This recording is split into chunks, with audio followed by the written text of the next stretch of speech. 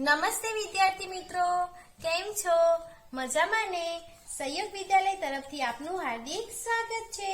આજે આપણે ધોરણ 3 વિષય પર્યાવરણ ચેપ્ટર નંબર 19 આપણા સાથી. આપણે આગળ જોયું હતું કે ચકલીને કેવી રીતે તે લોકો સારવાર કરતા હતા, શંકરની બિલાડી જોઈ હતી, ગંગાની ગાય જોઈ હતી. તો હવે આપણે જોઈએ વિચારો અને કહો.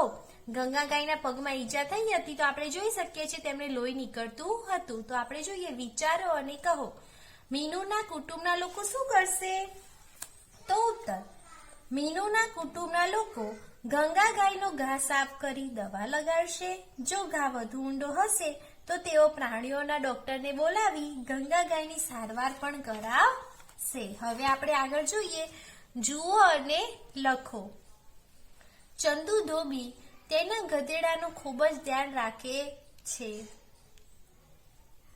ગધેડો પણ તેના ઘણા કામ કરે છે. ચિત્ર જુઓ અને ચંદુ તેના ગધેડા માટે શું કરે છે તે લખો. તો આપણે જોઈએ કે તો જો ચંદુ પહેલા ગધેડાને નવડાવે છે, ખવડાવે છે, પાણી પીવડાવે છે અને તેને શણગારે છે. તો હવે આપણે જોઈએ તો પહેલું શું કરે છે તો કે ચંદુ ગધેડાને નવડાવે છે. બીજામાં ઘાસ ખવડાવે છે તો શું લખીશું? ચંદુ ગધેડાને ઘાસ ખવડાવે છે. ત્રીજામાં ચંદુ ગધેડાને પાણી પીવડાવે છે. તો આપણે જોઈએ છીએ. ચોથામાં ચંદુ ગધેડાને ફૂલોથી શણગારે છે. શેનાથી શણગારે છે? ફૂલોથી શણગારે છે.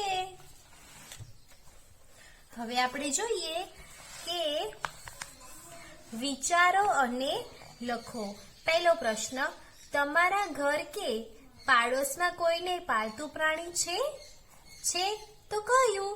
તો ઉત્તર, હા, મારા ઘરે કૂતરો પાડેલો છે અને મારા પાડોશમાં ગૌતમ કાકાને પણ ત્યાં એક ગાય પાડેલી છે.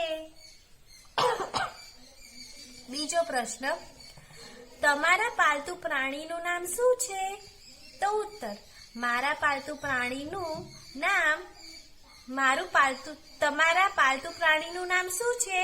તો કે મારા પાલતુ પ્રાણી કૂતરાનું નામ શેરુ છે. હવે આપણે જોઈએ તમે તમારા પાલતુ પ્રાણી માટે શું કરો છો? જ્યારે એ શું હોય છે, જો આમાં શું કહે છે કે આપણે આપણા પાલતુ પ્રાણી માટે શું કરીએ છીએ જ્યારે ભૂખ્યું હોય ત્યારે?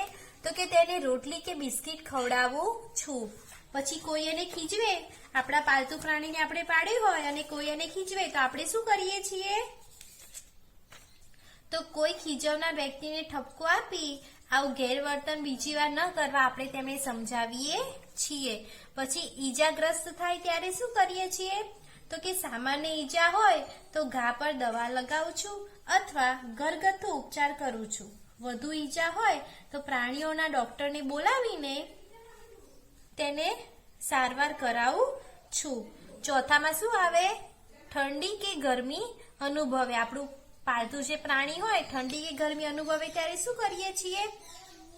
તો કે ઠંડામાં તેના રહેવાના સ્થાને સણના કોથળા અને ગરમ કપડાથી ઢાંકી દઉં છું તથા ગરમીમાં કોથળાને ભીના કરી ઠંડકની વ્યવસ્થા કરું છું. હવે આપણે જોઈએ કે યાદ કરો અને લખો. શું કરો? યાદ કરો અને લખવાનું છે.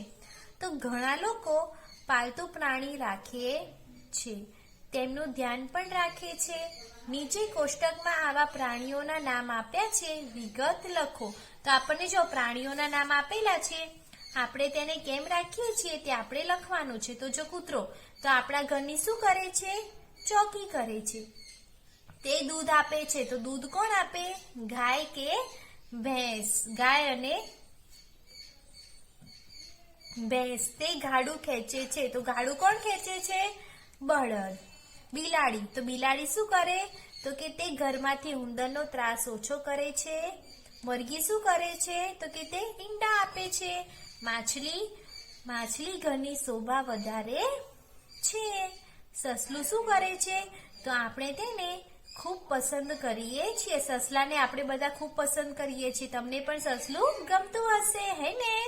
મધમાખી, તો તો તે આપણને મધ આપે છે.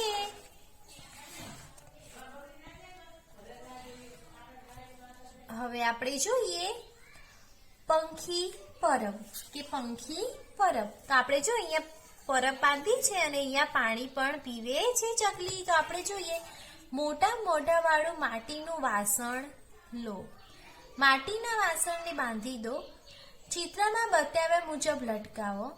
વાસણમાં થોડું પાણી ભરો અને તેને વૃક્ષની ડાળી સાથે અથવા હૂકની મદદથી તમારા ઘર કે શાળામાં લટકાવો. દરરોજ તેમાં પાણી ભરો. કયું પક્ષી પાણી પીવા આવે છે તેનું અવલોકન કરો. તો વિદ્યાર્થી મિત્રો, આ તમે કરજો, તમને ખૂબ આનંદ આવશે. વિચારો અને લખો. આપણી જેમ પક્ષીઓને પણ જીવવા માટે પાણીની જરૂર છે. ઘણી બધી વસ્તુઓ માનવીઓ અને પ્રાણીઓ બંનેને જરૂરી છે. આવી 3 વસ્તુઓના નામ લખો. અમુક વસ્તુઓ, ઘણી બધી વસ્તુ એવી છે કે આપણને અને પ્રાણીઓ બંનેની જરૂરી હોય છે. તો આપણે તેવી વસ્તુઓના નામ લખવાના છે. તો લખીએ. ક્રમ આપેલો છે. માનવીને ઉપયોગી વસ્તુઓ અને પ્રાણીઓને ઉપયોગી વસ્તુઓ. તો આપણે જોઈએ કે પહેલા આપણને તો શું જોવે? હવા. તો પ્રાણીઓને પણ હવા જોવે. બીજું શું જોવે આપણને? ખોરાક. તો શું પ્રાણીઓ પણ ખોરાક ખાય છે? ત્રીજું આરામ અને ઊંઘ. તો પ્રાણીઓને પણ આરામ અને ઊંઘ જોતી હોય છે. તો વિદ્યાર્થી મિત્રો, આપણે આ પાઠ અહીં સુધી રાખીએ છીએ. બીજું આપણે બીજા વિડીયોમાં જોઈશું. તો તમને જે અમે કરાવડાવ્યું છે, આ અંદર જે પૂરવાનું છે, અંદર લખવાનું છે અને એક મીનાના કુટુંબવાળો પ્રશ્ન જે છે એ તમારે હોમવર્કમાં તમારી નોટબુકમાં લખવાનો છે. બીજું આપણે આગળ જોઈશું. Thank you.